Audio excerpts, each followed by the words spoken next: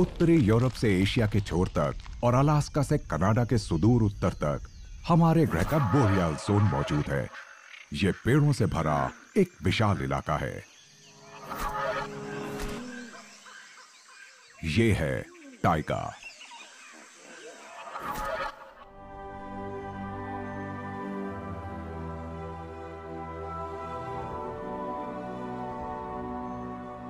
आखिरी ice as सिर्फ 12,000 साल पहले ही खत्म हुई थी। हमारे ग्रह का बड़ा हिस्सा बर्फ की एक मोटी परत के नीचे दबा हुआ था, जिसके ऊपर कुछ भी उग नहीं सकता था।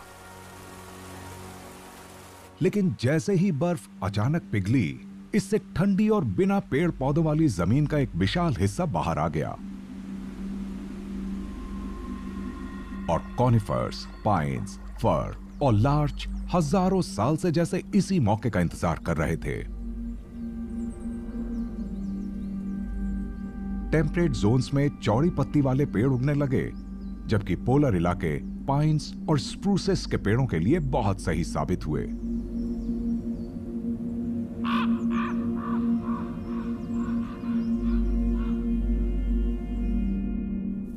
उन्हीं के साथ आए ऐसे जानवर जो इतनी मुश्किल और ठंडे क्लाइमेट को झेलने के लिए फिट थे।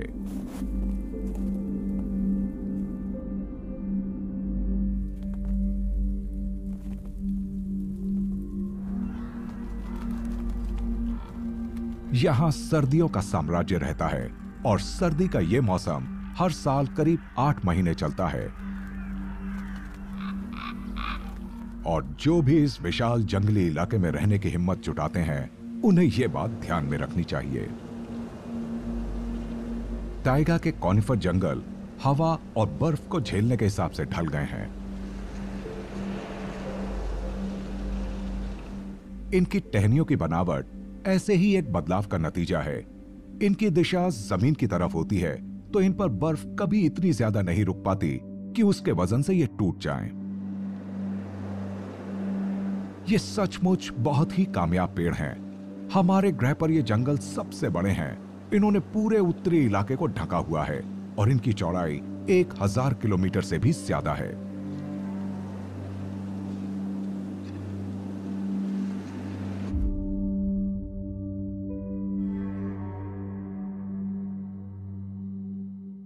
टाइगा दिखने में एक समान और बोरिंग भी लग सकते हैं, लेकिन इन जंगलों में रहने वाले जीव विविधता से भी भरे हैं और समानताओं से भी।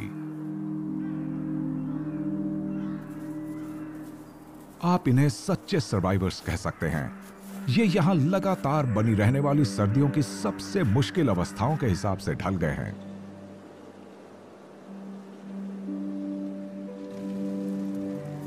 हकीकत यह है कि कॉनिफरस जंगल पर्यावरण से जुड़ी चरम दशाओं को बर्दाश्त करने लायक बनाते हैं।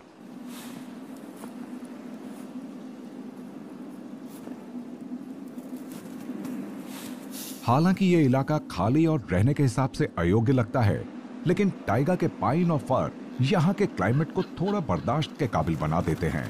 ये उत्तर से आने वाली बेरहम हवाओं के असर को करीब 25% तक घटा देते हैं। टाइगा के वासियों को वो सब झेलना पड़ता है जो सर्दियां अपने साथ लाती हैं। बड़े मैमल्स बड़ी हिम्मत के साथ बेहद कम तापमान, बर्फ और खुराक की कमी का सामना करते हैं।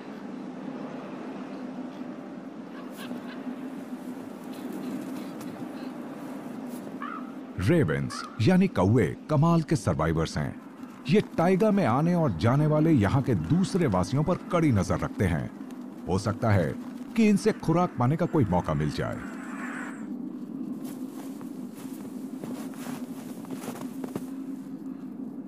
ठंड की वजह से रेनडियर टंड्रा में सैकड़ों किलोमीटर का सफर करते हैं ताकि टाइगा के पेड़ों के बीच शरण ले सकें। इनके खुर बीच में से 2 हिस्सों में बटे होते हैं और ये इनके लिए स्नो शूज का काम करते हैं।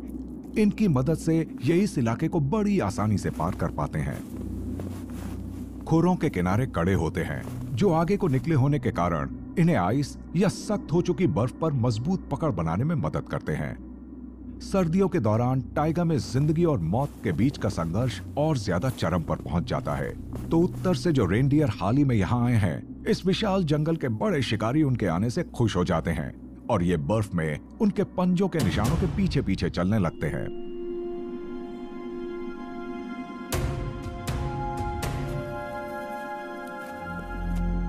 ये झुंडों में माइग्रेट करते हैं, जिनमें सदस्यों की संख्या 20 से लेकर कई हजार तक हो सकती है। ये रेनडियर सबसे ठंडे मौसम के दौरान सिर्फ इस जंगल वाले इलाके में ही रहेंगे।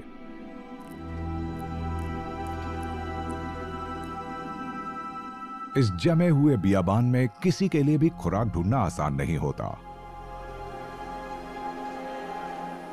इस फुर्तीली बोरियाल लिंक्स के लिए भी नहीं, जिसकी मोटी और गर्मी बनाए रखने वाली फर और चौड़े बालों से ढके पंजे कुदरत ने बर्फ में शिकार करने के लिए ही उसे दिए हैं।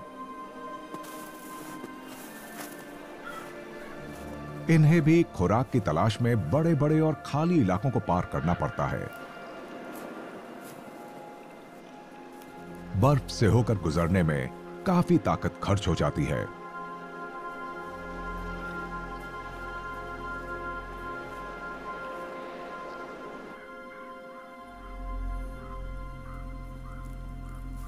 रेनडियर के खुर उन्हें भूख से बचने में मदद करते हैं। बर्फ की गहराई के बावजूद ये लाइकेन से ढकी पेड़ों की शाखाओं को ढूंढ निकालने में कामयाब हो जाते हैं।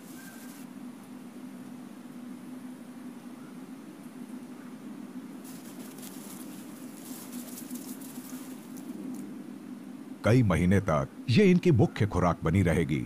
इसके अलावा ये पेड़ों की छाल, पाइन नीडल्स और जमी हुई घास को भी खाएंगे।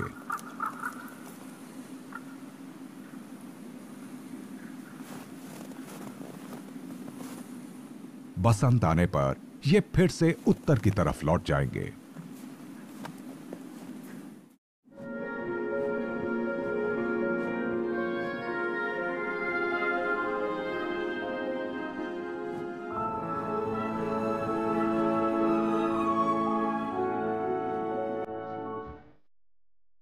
टाइगा के पेड़ों की भी खुद को बचाए रखने की अपनी रणनीतियां हैं।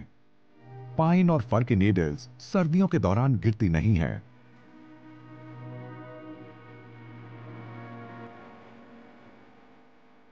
खुद में बदलाव लाने की ऐसी ही कई कोशिशों की वजह से कॉनिफर्स हमारे ग्रह के सबसे बड़े जंगल बन पाए हैं। इनकी पत्तियों में ऐसे तत्व होते हैं जो एंटी फ्रीज की तरह काम करते हैं, इसलिए ये 0 से नीचे वाले तापमान को भी बखूबी झेल लेते हैं। हालांकि इस हैबिटेट में हर कहीं पानी नजर आता है, लेकिन दरअसल ये एक रेगिस्तान है और ये साल के ज्यादातर हिस्से में जमा रहता है। तो इन पत्तियों ने खुद को सुई जैसी शक्ल दे दी है, जैसे कि कैक्टस के कांटे होते हैं।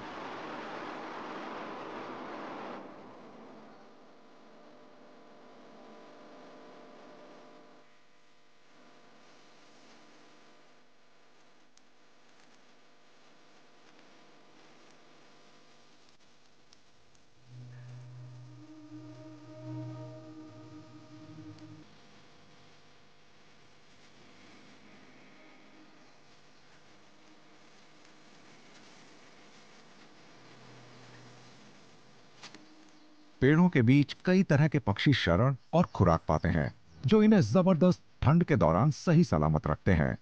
इनकी खुराक में पाइन और मिसिल्टो जैसे पौधों के बीज शामिल हैं, जिनमें इस सीजन में फल लगते हैं। बसंत आने पर भी सर्दियों वाले माहौल में खास बदलाव नहीं आता और ग्राउस पक्षी बर्फबारी के दौरान भी हीट में आ जाते हैं।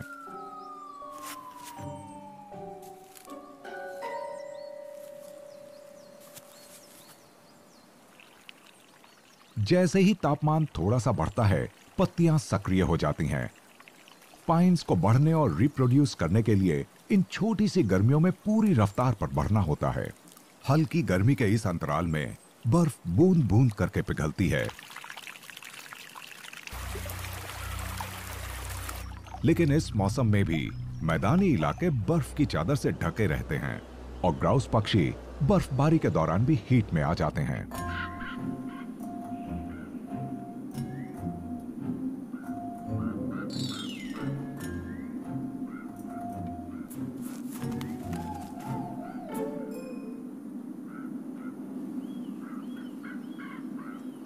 तापमान आखिरकार बढ़ने लगता है और लगता है जैसे अच्छा मौसम आ गया हो, लेकिन वोल्वरीन्स खाने की तलाश को लेकर कभी आराम नहीं करते, चाहे दिन हो या रात। यहाँ जो दिखता है वो नजर का धोखा हो सकता है।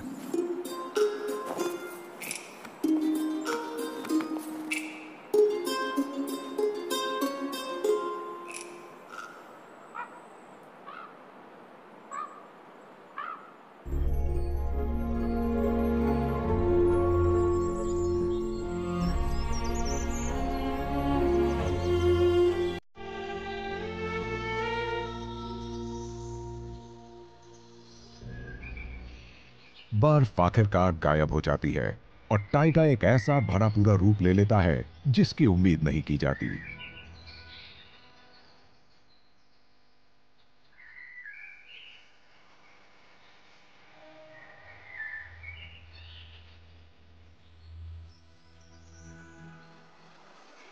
यहां रहने वाले जीवों के पास रिप्रोड्यूस करने के लिए सिर्फ 4 महीने की गर्मियां होती हैं।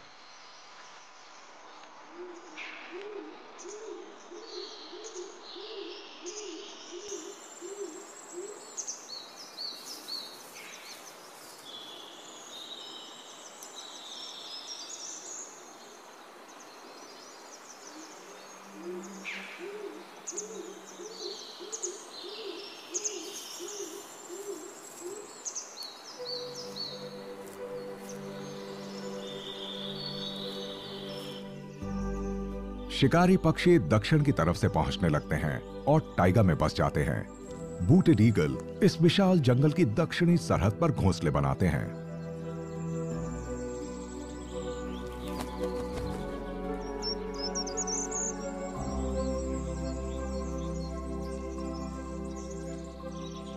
इसके 2 चूजे यहां बसंत से काफी उम्मीद लगाए हुए हैं। यहां कई शिकारी पक्षी घोंसले बनाते हैं। टाइगा एक विशाल जंगल है जिसके लंबे और सीधे पेड़ों की ऊंचाई अक्सर ही 30 मीटर से ज्यादा हो जाती है और घोंसले को छिपाने के लिहाज से ये एकदम परफेक्ट है।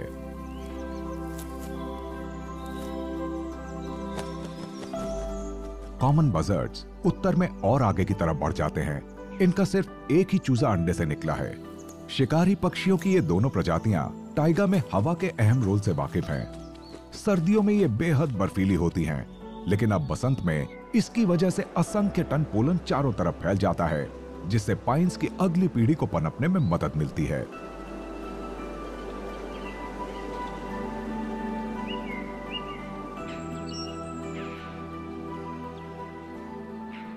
जंगल की जमीन पर टाइगा इकोसिस्टम की कमाल की रिप्रोडक्टिविटी को देखा जा सकता है।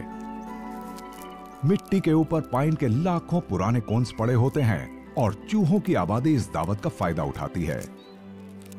नीचे गिरे हुए बीजों से इनके लिए लगातार खुराक का इंतजाम होता रहता है।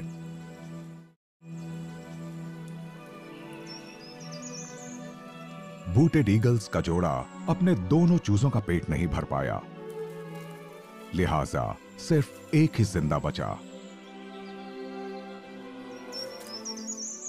हालांकि इसकी सेहत ठीक लग रही है।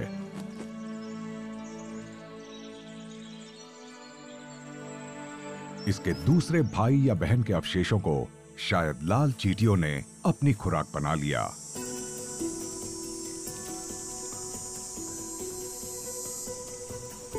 ये मिलनसार चींटियां टाइगा की गार्डियंस हैं। इनके एक घोंसले में 10 लाख से भी ज्यादा चींटियां होंगी। हर दिन ये 3 लाख से भी ज्यादा कीड़ों को पकड़ती हैं, जिनमें से कई पाइन के पेड़ों पर हमला करते हैं।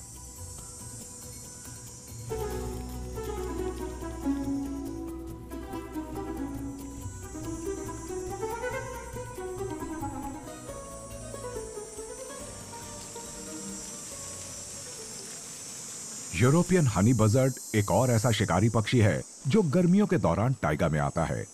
यहां ये अपने बच्चों की परवरिश एक ही खुराक के बल पर करता है।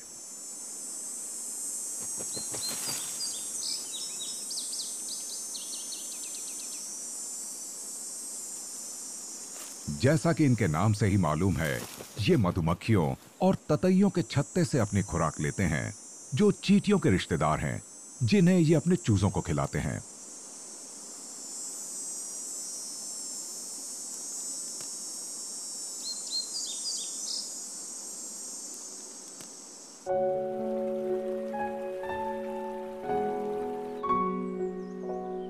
गर्मियों का ये दौर आते आते बूटेड ईगल का चूजा बड़ा हो गया है और जल्दी ही ये अफ्रीका के लिए रवाना हो जाएगा।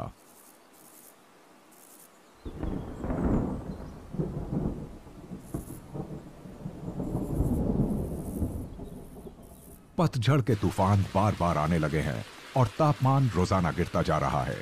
बजर्ट का चूजा इस बारिश से बचने की भरपूर कोशिश करता है और इस बारिश की झड़ी के बाद यह अपने पंखों को इस तरह हिला डुलाकर खुद को गर्म करने की कोशिश करता है।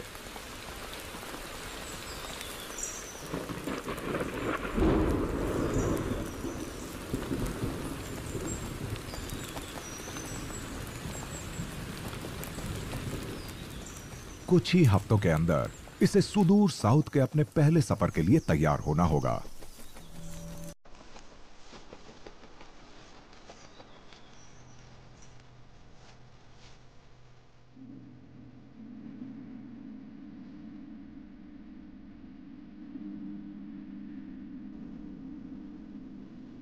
पतझड़ का मौसम तेजी से आगे बढ़ता है और इसके साथ ही पहली बर्फबारी शुरू हो जाती है। टाइगा के भालू समझ जाते हैं कि अब उन्हें अपनी गतिविधियां बढ़ानी होंगी।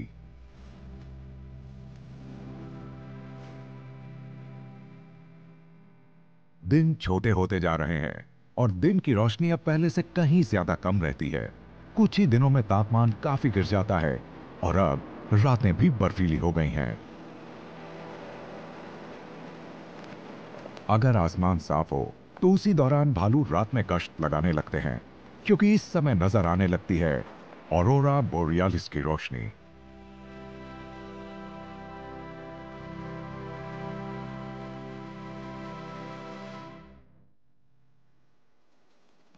इन ब्राउन बेयर्स जैसे कुछ जानवरों को अपनी मान में सर्दियों में शीत निद्रा बिताने के लिए उससे पहले अपना वजन 2 गुना बढ़ाना होता है।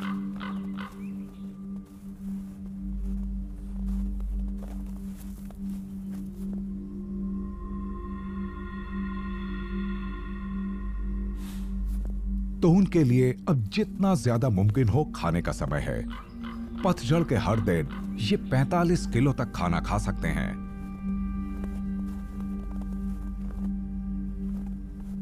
विशाल ब्राउन बेयर्स जंगल के हर कोने का जायजा लेते हैं और जहां भी जाते हैं बहुत ध्यान से सूंघते रहते हैं, लेकिन तूफानों की वजह से इनका काम काफी मुश्किल हो जाता है।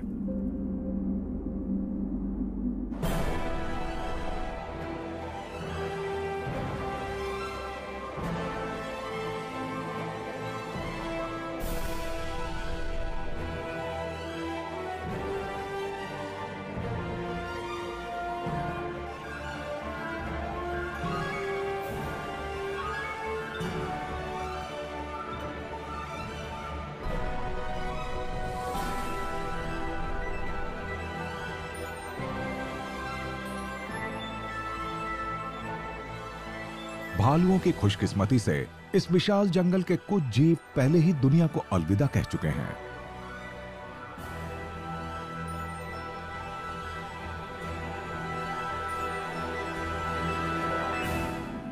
ठंड का शिकार बनने वाले शुरुआती जीवों के शरीर उन्हें अतिरिक्त फैट मुहैया कराएंगे।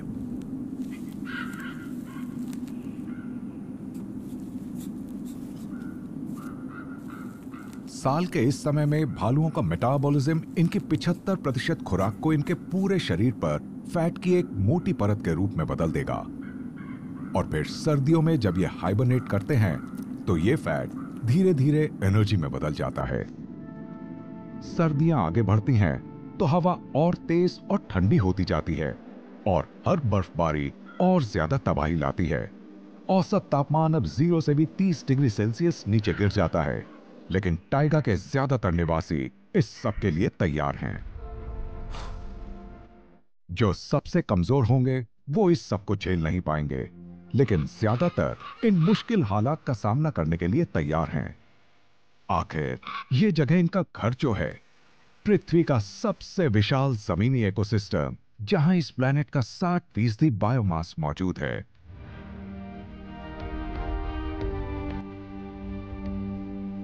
ये जगह है बेआवाज, ठंडी, अंधियारी और घनी, एक अजीब जमा हुआ जन्नत जैसा इलाका। एक अनंत जंगल।